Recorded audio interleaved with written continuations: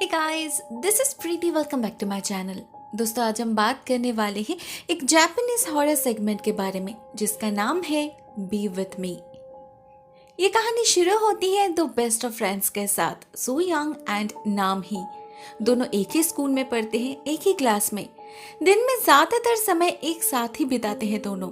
In fact उनकी दोस्ती देखकर तो कई लोगों को शक भी होता है, कहीं ये दोनों सीक्रेटली डेट तो नहीं कर रहे। एक दिन क्लास के वक्त उनकी टीचर नोटिस करते हैं नाम ही सो रही है। ऊपर से उसने यूनिफॉर्म के बदले कुछ और ही पहन रखा है।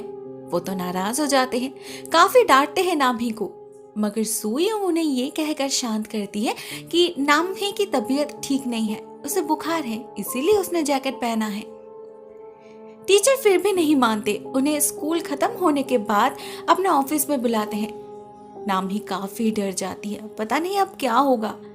मगर वहां जाने पर उन्हें पता चलता है टीचर ने तो कॉलेज एप्लीकेशन फॉर्म भरने के लिए बुलाया है। वहां उनके अलावा एक और लड़का भी आया था, जे योंग नाम से, और वो इन लड़कियों को बहुत अजीब नजरों से घूर रहा था, स्पेशली नाम ही को। टीचर बताते हैं वो तीनों ही पढ़ाई में बहुत अच्छे हैं, उनके ग्रेड्स हमेशा अच्छे रहते हैं, इसीलिए उन्हें अपने मनपसंद कॉलेज में एडमिशन लेने का एक स्पेशल अपॉर्चुनिटी दिया जा रहा है।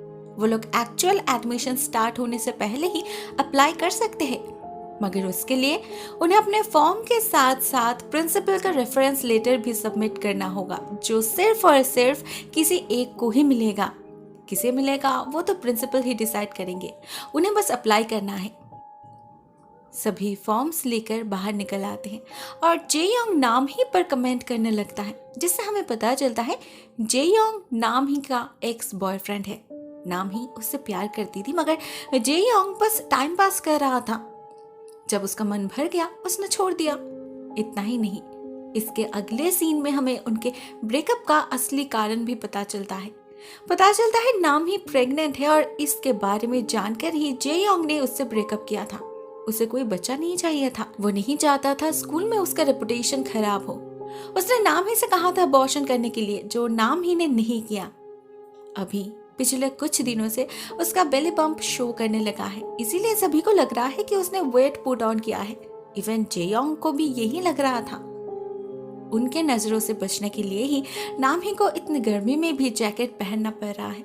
उसे नहीं पता आगे वो कैसे मैनेज कर पाएगी, कैसे छुपाएगी इस बच्चे को।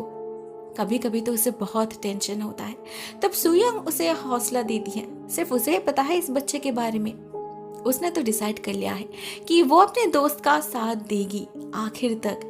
वो लोग एक ही कॉलेज में एडमिशन लेंगे और वहां एक रूम लेकर तीनों एक साथ रहेंगे, वो, नाम ही और उसका बच्चा। वो सब कुछ मैनेज कर लेगी, टेंशन लेने की कोई बात नहीं।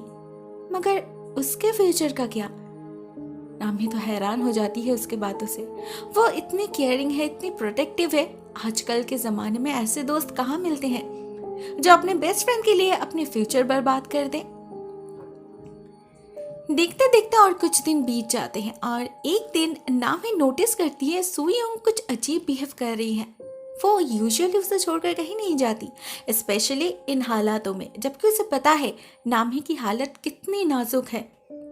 फिर भी एक दिन स्कूल के बाद वो अचानक ही कहीं चली जाती है। कहाँ जा रही है ये भी बताकर नहीं जाती वो। नाम ही भी कुछ नहीं पूछती, जरूर कोई अर्जेंट काम होगा। वो टेरेस पे चली जाती है खुली हवा में सांस लेने के लिए। वहाँ कुछ लड़के उसे टॉन्ट करने लगते हैं, उसके और सूइयों के बारे में गंदे गंदे कमेंट्स करने लगते हैं, जो नाम ही से बर्दाश्त नहीं होता। वो प्रोटेस्ट करती है और बदले में वो लड़कियां उससे बहुत मारती है, इतना कि उसके पेट में दर्द शुरू हो जाता है। बहुत देर तक वहीं पड़ी रहती है बेचारी। उसके बाद उठकर किसी तरह क्लास अटेंड करने जाती है, मगर हर एक बीतते लम्हे के साथ साथ उसका दर्द बढ़ता ही जा रहा था और सहन नहीं कर पा रही थी वो। एक पॉइंट पे उसका ब्लीडिंग शुरू हो जाता है, तो वो स्टोर रूम में जाकर छुप जाती है, मगर ब्लीडिंग बंद नहीं होता। धीरे धीरे उसका शरीर बेजान पड़ने लगता है। वो बेहोश हो रही थी। ऐसे में उसे जरूरत थी सूयुंग की, मगर लगातार कॉल्स एंड मैसेजेस के बावजूद भी उसे कोई रिप्लाई नहीं मिलता। पता नहीं कौन से इम्पोर्टेंट काम में बिजी है वो। अचानक नाम ही को बहुत नींद आने लगती है। वो अपनी आंखें और खुली नहीं रख पाती, सो जाती है वहीं पर हमेशा हमेशा के लिए। एट द सेम टाइम हम उधर सुयोंग को देखते हैं और जान पाते हैं उसका इम्पोर्टेंट काम असल में जे-योंग से मिलना है। नहीं, वो उसे सीक्रेटली डेट नहीं कर रही, बल्कि उसका इरादा तो और ज्यादा भयानक है। सुयोंग यहाँ आई है जे-योंग को ब्लैकमेल करने के लिए। असल में जे-योंग काफी रिच है और उसके पेरेंट्स भी काफी इन्फ्लुएंशियल हैं। टीचर तो क्या, खुद प्रिंसिपल भी उनका सम्मान करते हैं। ऐसे में ये तो पक्का है कि अगर वो एप्लीकेशन सबमिट करेगा, रेफरेंस लेटर उससे ही मिलेगा। जो सुयोंग होने नहीं दे सकती, वो रेफरेंस लेटर उससे चाहिए एट एनी कॉस्ट। इसीलिए अपने रास्ते को साफ करने के लिए उसने एक मास्टर प्लान रेडी किया है। वो यहाँ आई है जे-योंग को ये बताने की नाम ही ने अबॉर्शन नहीं करवाई, ना कभी करवाएगी। अब ये सुनकर जे-योंग तो भड़क जाता है। उसके माँ ने नामी को इतना सारा पैसा दिया था अबॉर्शन करवाने के लिए, जिससे उसके बेटे का नाम खराब ना हो, फिर भी उसने बच्चे को रख दिया। जे-योंग उसी वक्त नामी को कॉल करने जा रहा था, मगर सुयोंग उसे रोक देती है। वो ये कहती है कि नामी उससे नफरत करती है, वो उसकी बात कभी नहीं मानेगी। सिर्फ सुयोंग ही उसे समझा सकती है, और सुयोंग ऐसा तब करेगी जब जे-योंग उससे एप्लीकेशन सबमिट ना करने का प्रॉमिस करेगा। जे-योंग के पास और कोई ऑप्शन नहीं था, तो वो राजी हो जाता है। साथ में उसे ढेर सारा पैसा भी देता है उस बच्चे से छुटकारा पाने के लिए। सुयोंग का प्लान सक्सेसफुल हो चुका था। वो तो बहुत खुश थी, मगर उसे कोई आइडिया नहीं था जब वो यहाँ ये सब हिसाब किताब लगाने में बिजी थी, उधर कोई उसकी राह देख रहा था, जिसे वो अपनी बेस्ट फ्रेंड कहती थी। रात में अपना सारा काम खत्म करने के बाद जब वो नामी को कॉल करती है उसे अबॉर्शन के लिए मनाने के लिए, उसे कोई रिप्लाई नहीं मिलता। तो वो नेक्स्ट डे स्कूल जाने तक वेट करती है, मगर वहां भी वो नहीं थी। उसके सारे सामान पड़े थे, बस वो नहीं थी। सुयोंग हर वो जगह जाके सर्च करती है जहां वो दोनों जाते थे, मगर कहीं पर भी उसे नामी नहीं मिलती। फाइनली वो जाती है स्टोर रूम में।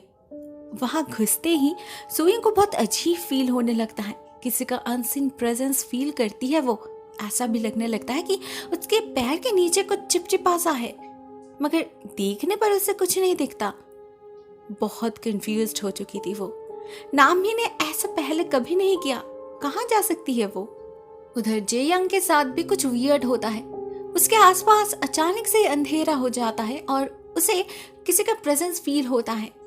वो किसी को देख तो नहीं पाता, मगर अचानक से ही फिर से बिजली आ जाती है और उसका कंप्यूटर स्क्रीन डैडी वर्ड से भर जाता है। उसे लगता है शायद टेंशन में वो हैलुसिनेट कर रहा है, रेपुटेशन जो दांव पे लगा है उसका। तो वो बार बार सुयोंग को प्रेशराइज करने लगता है जल्द से जल्द काम निपटाने के लिए, मगर वो तो तब होगा ना जब नाम ही मिलेगी। उसे लेकर दोनों में बहस शुरू हो जाती है।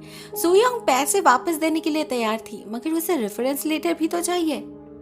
वहां जे-योंग समझ नहीं पा रहा था सिर्फ उसे हटाकर क्या होगा, नाम ही भी तो उसकी कंपटीटर है, उसका क्या करेगी वो।